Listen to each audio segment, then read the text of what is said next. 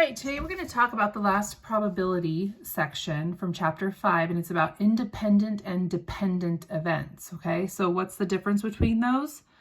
It goes along with the words, you guys. If something's dependent, I can flip a coin and roll a number cube, and one has nothing to do with the other. So those would be independent events, okay? So they're compound events. They're independent, okay? Independent events, if the occurrence of one event does not affect the likelihood of the other event. So exactly what I just said. All right, and what you do is you just find the probability of each of them individually and you multiply. Okay, so the probability of A and B is equal to the probability of A times the probability of B. Okay, if you had a third event that wasn't dependent, like let's say you're going to spin the spinner, flip a coin, and roll a number cube. Okay, that's 3 different events, so it's a compound event and none of them affect each other. So you just find the probability of each of them and multiply. So let's look at example 1, finding the probability of independent event. So you're going to spin the spinner and flip the coin. You can see that one won't affect the other, okay? So we want to find the probability of spinning a prime number and flipping tails, okay? So we want the probability, and just like before, your event goes after the P, the probability. And so the first event is a prime number followed by getting tails. Okay, so the probability of getting a prime number on our spinner, right, here's our primes, 2, 3, and 5. 1 is neither prime nor composite, you guys. Okay, so 1, 3, and 5, there are 3 numbers out of 5, and we're going to multiply that by the probability of flipping a tails. We know there are 2 possible outcomes, but the favorable event would be getting a 1. So it's 3/5 times 1/2. 3 times 1 is 3. 5 times 2 is 10.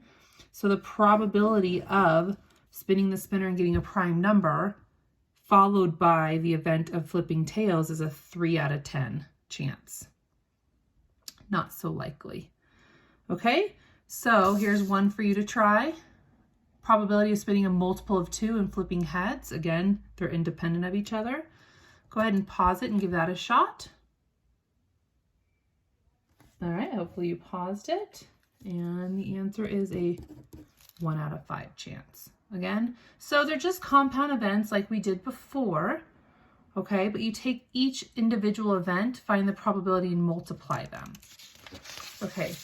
Dependent events are slightly different, okay? One event depends on the other. So after the first event, everything's kind of affected, okay? So events are dependent if the occurrence of one event does affect the likelihood of the other, okay? And so it's the same, the probability of A and B. So here's your compound event. It's the probability of A times the probability of B after A.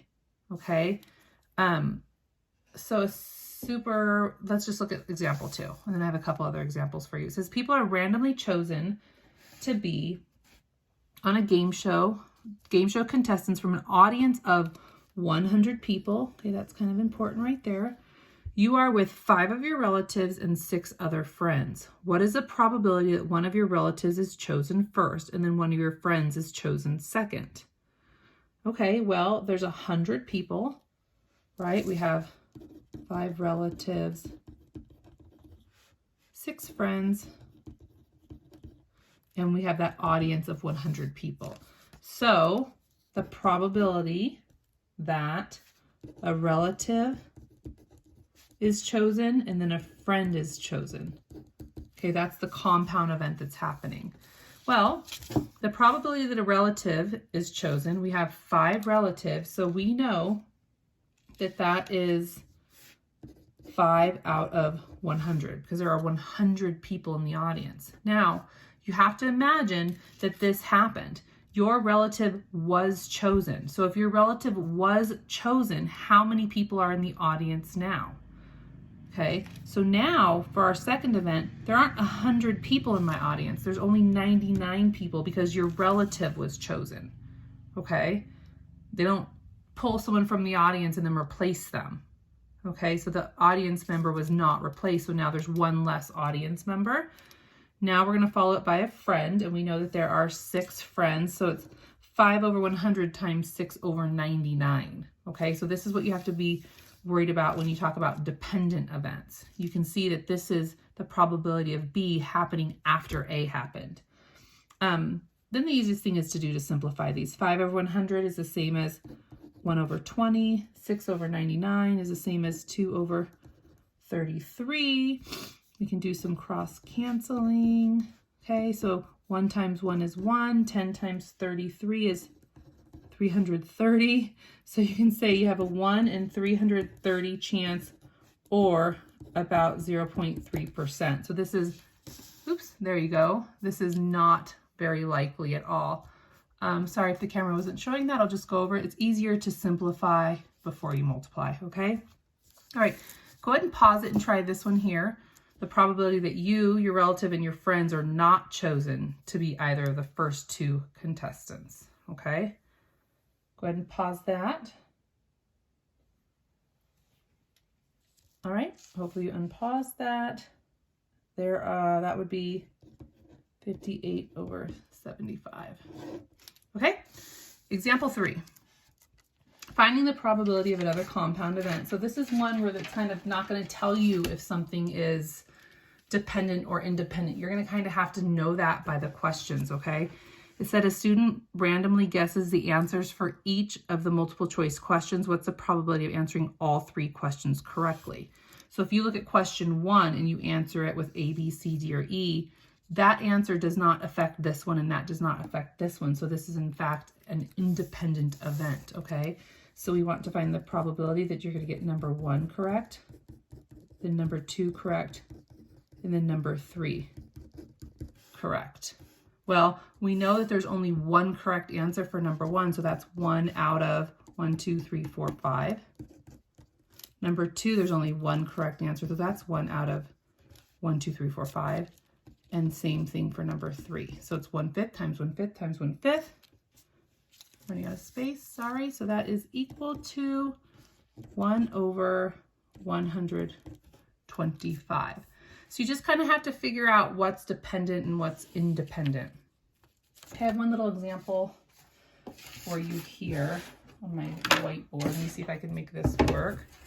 So you have to excuse my terrible drawing skills. Here's my little stack of letters, okay?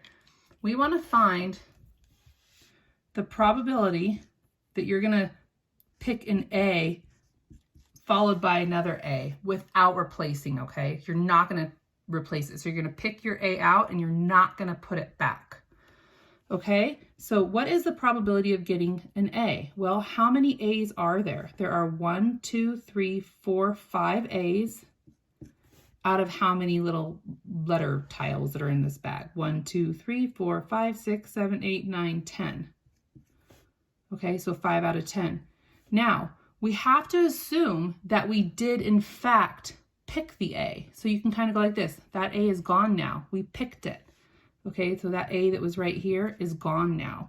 So how many A's are left? There's only 4 A's left, and there's only 9 tiles left. So you can see that both of my digits lessened by 1. Okay, so then we can simplify 1/2 times 4/9. This would be 1, 2, this would be 2/9. So that's your answer here. Okay, so this is a dependent event because we did not replace the letter A. Okay, we didn't put it back. So if you did put it back, there would be 1 less A, but this right here would still be 10. Okay, so pay attention if they're independent or dependent, and I hope that helps.